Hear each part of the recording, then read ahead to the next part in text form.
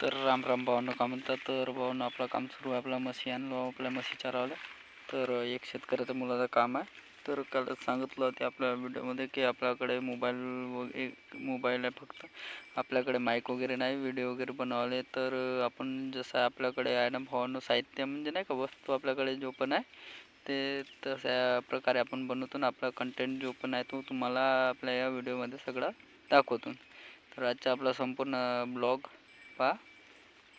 सांगायचं झालं तर आपला जुने टायमाची ड्युटी आहे. आपली म्हस आहे, तिची तब्येत बरोबर नाही, ते तर बरोबर चरण नाही राहिली, ते दूध पण नाही देऊन राहिली बरोबर. कसं आहे, कधी नफा कधी तोटा लागला असते, व्यवसाय होय. सगळे दिवस चांगला येटल म्हणून हे खरी नाही सांगता येत. तर तसाच आहे आपला. कसं आहे, तिची प्रकृती बरी नसे. हप्ता झाला तर दूध नाही आहे तिच्याकडे. तर असा एक हप्त्याचा आपला डाऊनफॉल झाला.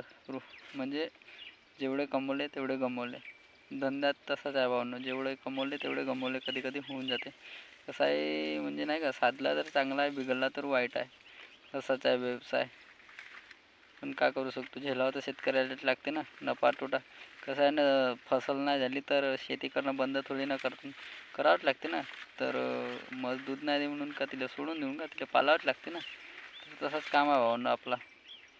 शेतकऱ्याला संपूर्ण कळते की काय होते, तर आपल्याला पण कळते.